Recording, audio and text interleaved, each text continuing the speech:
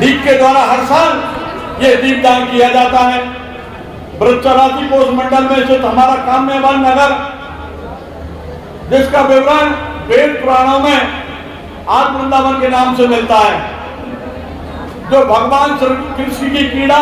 स्थली रही है, जिनकी लीलाओं के प्रत्यक्ष प्रमाण आज भी हमारे यहाँ उपस्थित हैं। नंद बाबा एवं यशोदा माँ की वृद्धावस्था के समय भगवान ने सभी तीर्थों को यही स्थापित किया एवं यहाँ स्थित विमल कुंड तीर्थराज के नाम से जाना जाने लगा। इस भव्य तीर्थ पर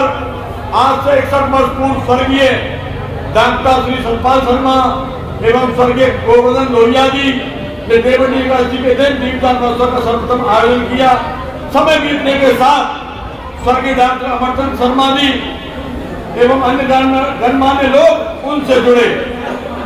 एवं दीपदान महोत्सव लोकप्रिय होता गया। स्वर्गीय डॉक्टर सतपाल शर्मा, स्वर्गीय डॉक्टर अमरचंद शर्मा, स्वर्गीय श्री स्वरूप कटारा, स्वर्गीय श्री देवीराम पंडा जी एवं पुरुषोत्तम दास आजाद बंधु आदि के अथक प्रयासों से दीपदान कार्यक्रम एक भव्य रूप धारण किया। वर्तमान में दीपदान महोत्सव के दिन श्री तीर्थराज विमलकुंड के घाटों परिक्रमा मार्ग को एवं समस्त मंदिरों को समाराम दीपकों से सजाया जाता है एवं विधि कल्याण एवं शांति का संदेश दिया जाता है। तीर्थराज महाराज की अद्भुत छटा को देखकर ऐसा प्रतीत होता है कि 33 कोट देवता तीर्थराज पर उपस्थित होकर अपना सुभाषित प्रदान कर रहे हो, जिसके दर्शन करने लाखों की संख्या में स्थानीय एवं अन्य क्षेत्रों के श्रद्धालु काम्यवन पधारते हैं एवं श्री तीर्थराज विमलकुंड का आशीर्वाद प्राप्त करते हैं। विगत कई वर्षों से मेरी अध्यक्षता में विमलकुंड पर दीपदान महोत्सव का भव्य आयोजन किया जा रहा है और ईश्वर से प्रार्थना करता हूं कि भविष्य में भी विमलकुंड पर दीपदान महोत्सव को और अधिक भव्य रूप से आयोजित किया जाता रहे। मैं आपको कुछ और बातें बताना चाहूंगा। जैसा कि हमने गत वर्ष 2022 के आय व्यय का ब्यौरा सार्वजनिक किया था इसी स्थान से, उसके आगे विवरण को सार्वजनिक और कर रहे हैं। 2023 में जन सहयोग से हमने 2,41,959 रुपये एकत्रित किए एवं जैसा कि मैंने आपको गत वर्ष बताया था, हमारे पास 7,487 रुपया शेष था। इस प्रकार से हमारी समिति के पास 3,02,446 रुपये नगद बैलेंस था, जिसमें से दीपदान महोत्सव एवं सम्मान समारोह में 2,79,309 रुपया व्यय हुआ एवं क्लोजिंग बैलेंस 23,137 रुपये हमारे पास शेष हैं। इसके बाद 2024 में जन सहयोग से हमने 3,20,529 रुपये एकत्रित किए एवं गत वर्ष की शेष राशि 23,137 रुपये को सम्मिलित करके हमारी समिति के पास 3,43,666 रुपये नगद बैलेंस था, जिसमें से दीपदान महोत्सव में 3,12,540 रुपया व्यय हुआ एवं 31,126 रुपये हमारे पास आज की दिनांक पर शेष है।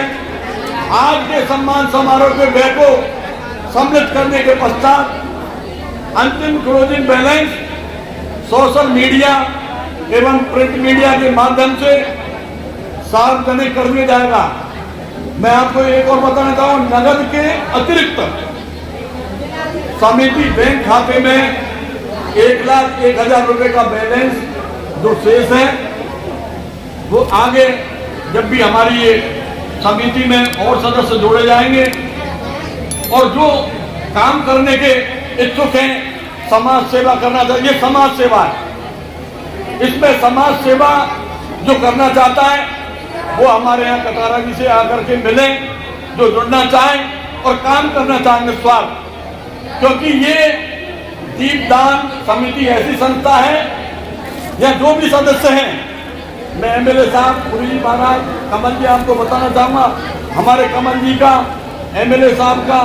इन सब का विशेष सहयोग रहता है दीपदान में। और इनके आशीर्वाद से ही ये हमारा दीपदान कि आप लोगों के सहयोग से और हमारे जनप्रतिनिधियों के सहयोग से, कामा कस्बे के हर दुकानदार के सहयोग से, हमारे चाहे मोदी भाई है, चाहे ढकेल पे काम करने वाला है, चाहे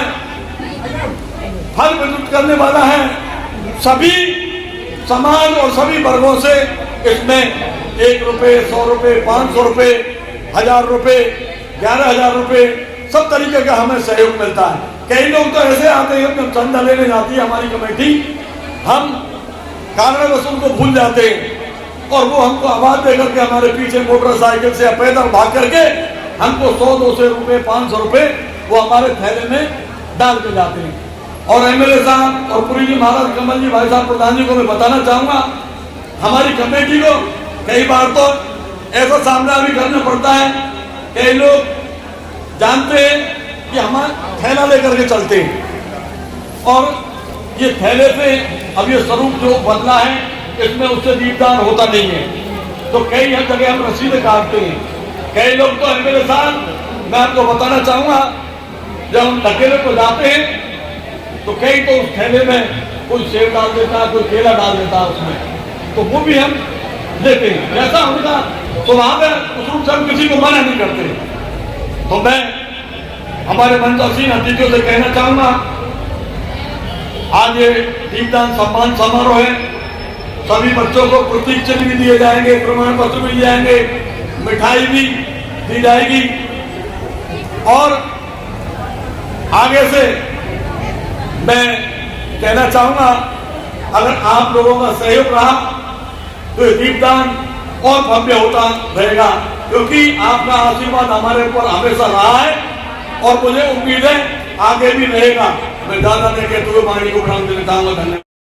अपनी बात को रखने का एक अलग ही रुतबा रखते हैं। ऐसे ही महाराज हमारे चेतन गुरु जी, उनका हर क्षेत्र में धार्मिक हो, सामाजिक हो, चाहे राजनीतिक बात हो, उनका भी अपनी वाणी पर इतना संयम है और बोलने की क्षमता एक बहुत बड़ी है। हमारे कांवड़िया मंदिर के महंत हैं श्याम जी महाराज, वो अपने क्षेत्र में वो भी बहुत बड़े वक्ता हैं, लेकिन समय का वो है, महाराज जी की वाणी जुबान नहीं है, तो इसलिए बोल नहीं सकते। और एमएलए साहब के बात में तो आपने सुना है, चाहे विधानसभा हो, चाहे ग्रामीण क्षेत्र में जाकर के अपनी वाणी के माध्यम से अवगत कराती है, चाहे धार्मिक क्षेत्र में, इनको सब क्षेत्रों में ज्ञान है। और आपके सामने हमारे विधायक चौधरी मौसम जी अपनी वाणी से